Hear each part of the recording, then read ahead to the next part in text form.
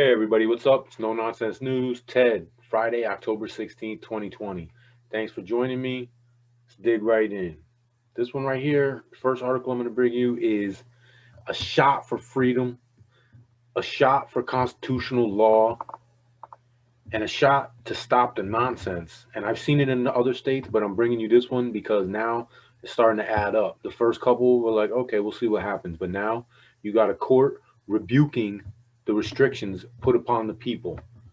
So basically, the court is saying no. But in this case, it's federal court rebukes DC mayor's double standard on church services and BLM protests.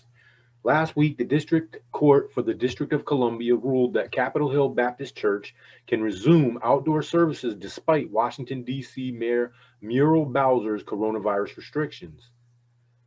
In his ruling, Judge Trevor McFadden implicitly rebuked Bowser for encouraging one type of gathering, Black Lives Matter protests, while cracking down on religious gatherings. No matter, this is a quote from McFadden, the judge. No matter how the protests were organized and planned, the district and the particular Mayor Bowser support for at least some mass gatherings undermines its contention that it has a compelling interest in capping the number of attendees at churches' outdoor services. Bowser, COVID-19 restrictions prohibit church services with more than 100 people. Originally, they were allowed services with 10 people or fewer. An 853 member church in DC requested permission to meet at a 45,000 plus seat Robert F. Kennedy Stadium, which would give them ample room to social distance, but the city refused the church's request. On September 22nd, the CHBC, which is the church, filed a lawsuit and requested a temporary restraining order preventing Bowser from penalizing them for gathering. CHBC cited the First Amendment and the Religious Freedoms Restoration Act, which requires that the government to meet strict scrutiny when abridging religious liberty. And that pretty much is where I'm going to stop reading the article for you because that ties right into what we talked about last night with Amy Coney Barrett not being able to recite, or was it the night before? But anyway, Amy Coney Barrett, who's probably going to be a, you know, judge here, Supreme Court judge, not being able to recite the five freedoms given to you in your First Amendment. And here you have one right there. The mayor of DC was trying to infringe upon your First Amendment right of religion. There's four other rights in there that anytime they put these restrictions on, they're infringing upon. We should all have lawsuits against these people. You can't lock us down. We're free people. You work for us.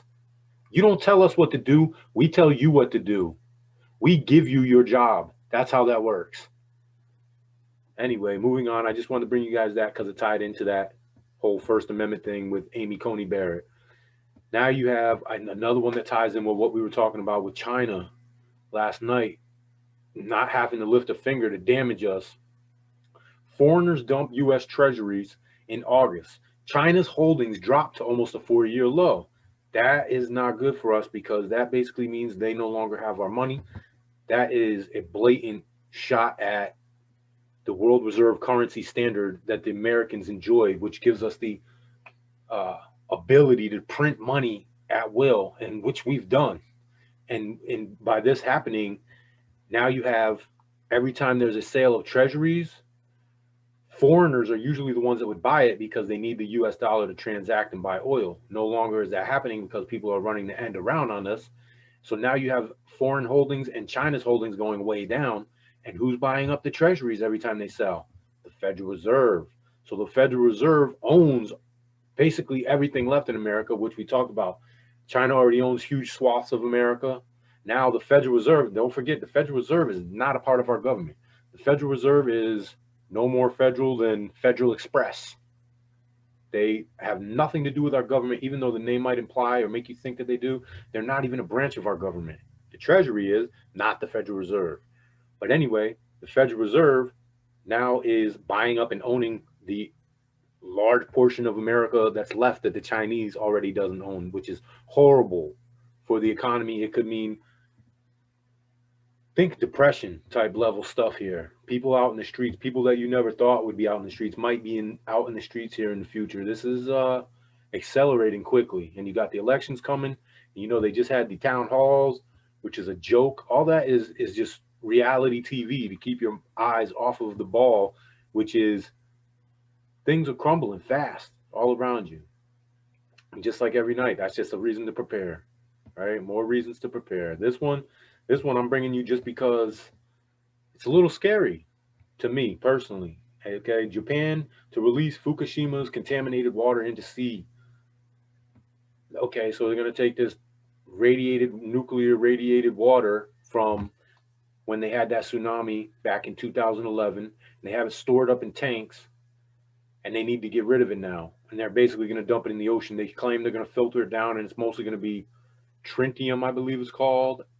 Here's the scariest thing about this article, because that makes me worry about, you know, like when you eat fish, if you're a seafood lover, if you eat any kind of seafood, and when that gets into the sea, but I'm thinking, okay, that's over there pretty much. But then that's why a lot of people on their borders are upset about them doing this.